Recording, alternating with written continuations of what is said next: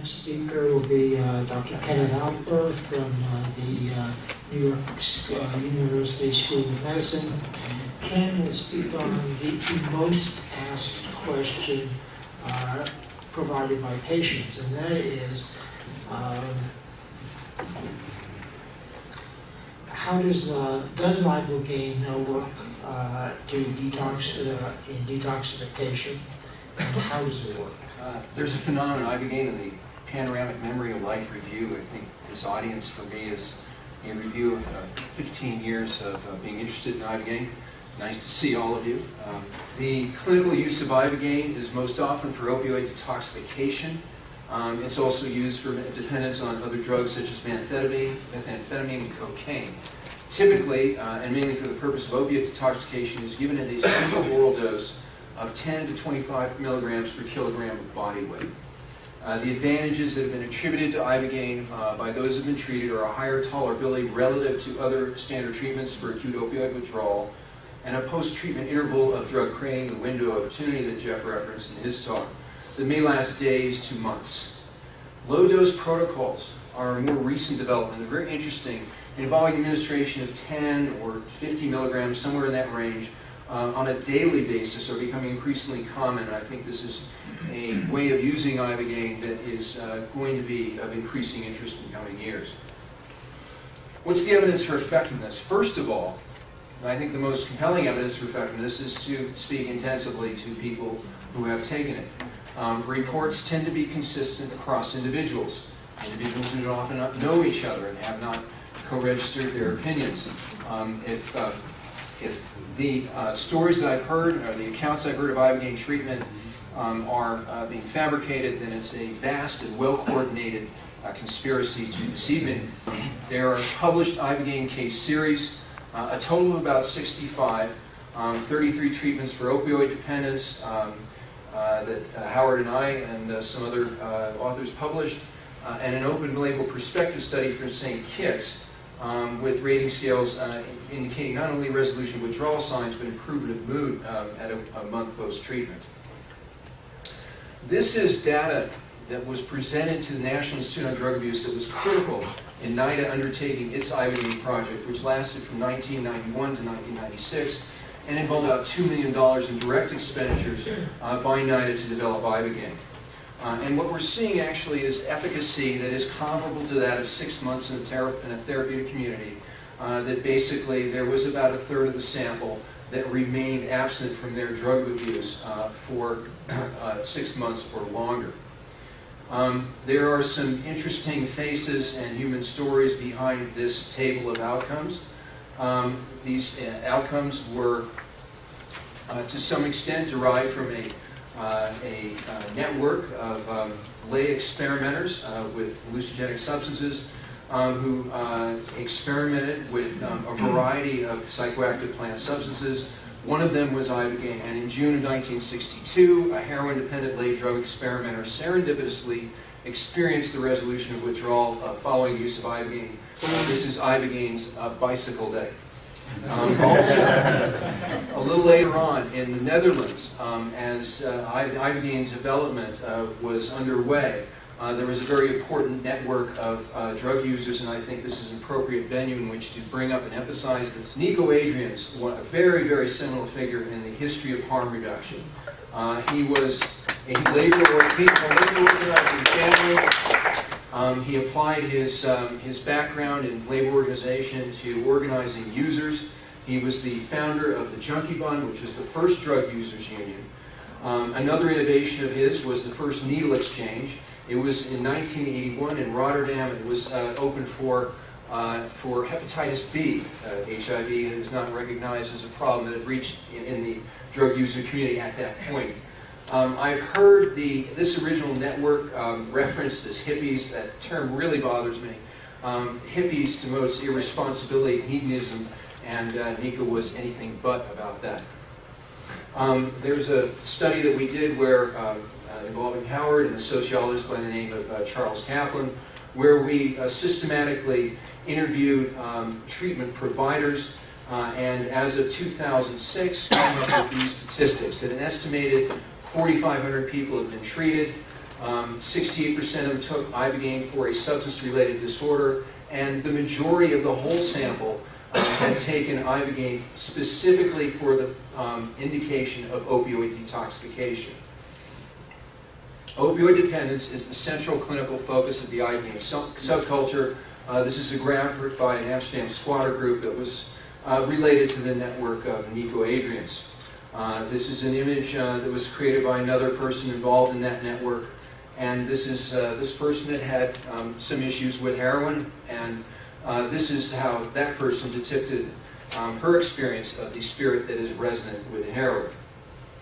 Ibogaine in the animal model is one source of information. In the words of George Bach's famous statistician, all models are wrong and some models are useful. You can look at the animal model in that way.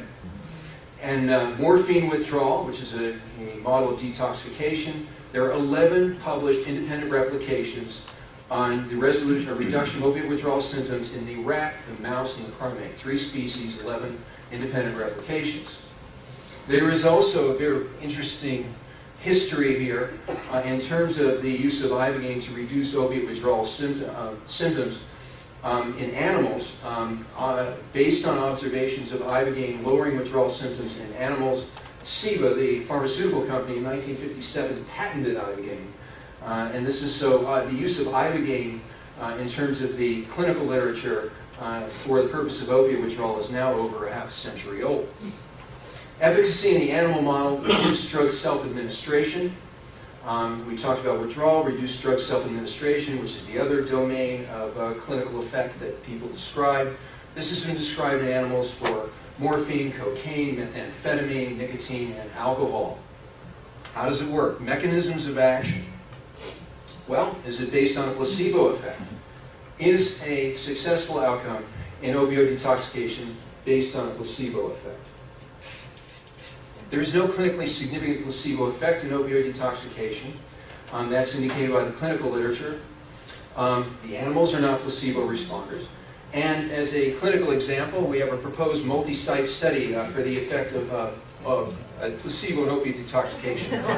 Go to Newark, West Baltimore, Bronx, sell a dummy bag, and return to the same location the following day. We'll go through a lot of research. But seriously, if there were a placebo effect, you could get away with something like this, and of course you cannot. Is ibogaine working as an opioid agonist? Well, here's the opioid receptor, the surface and the interior of the cell.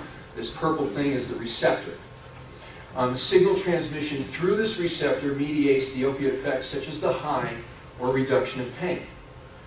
Opiates or opiate receptor agonists bind to the opiate receptor and increase signal transmission through the receptor. Mu is to designate this is the Greek letter mu, that green thing, is to designate a type of opioid receptor, and the dollar sign I think is a subtext for opioid use or in this particular setting as well. Examples of opioid agonists. What we mean by agonists are things that have positive opiate effects or are effectors at the opioid receptor. The natural ones would include heroin and methadone. Synthetic include methadone. And then there are naturally occurring opiates in the body called endorphins. Opiate receptor antagonists block the receptor, and naloxone and naltrexone are examples of those. Transmission through the opioid receptors is reduced in the dependent state due to the development of tolerance.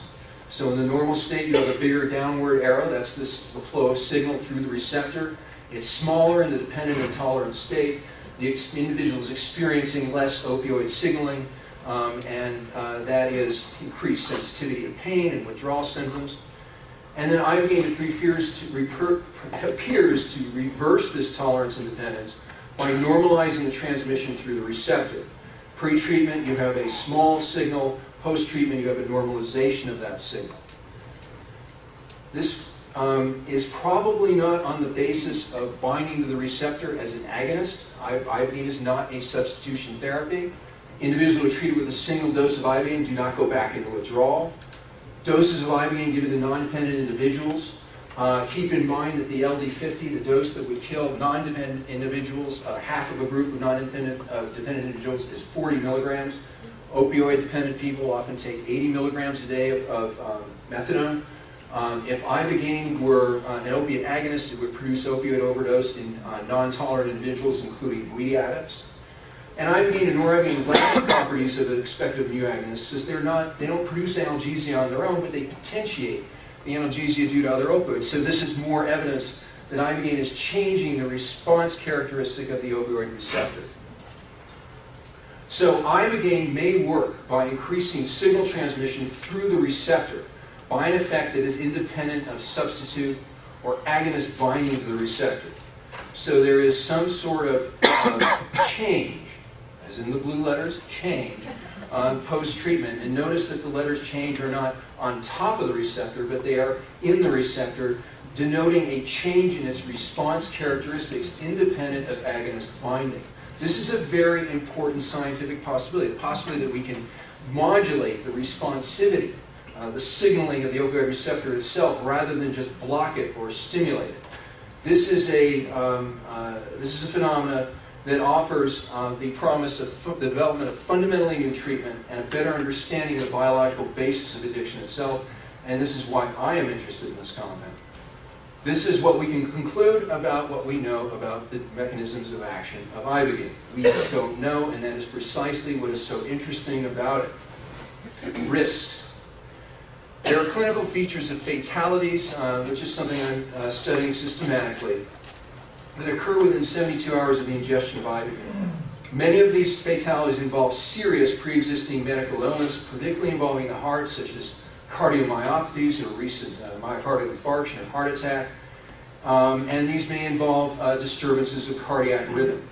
One death is involved, at least, with alcohol withdrawal seizures, and it's a very important point that Jeff has emphasized, that ibogaine will not present seizures due to withdrawal from benzodiazepines or alcohol. Pulmonary embolism, related to risk factors such as travel. People often travel a long ways to get to ibogaine clinics, and then they're immobile, laying on their back for a while during the treatment, and this puts them at risk for pulmonary embolism, which is also something that is associated with IV drug use itself. The use of opiates or stimulants during the treatment due to the potentiation of toxicity. If ibogaine is lowering tolerance and increasing sensitivity, it can also increase the toxicity of these drugs if they're co-administered with ibogaine. And then people often using indigenous forms, such as root bark or alkaloid extracts, without being certain of their composition or how to use them, is another domain of risk.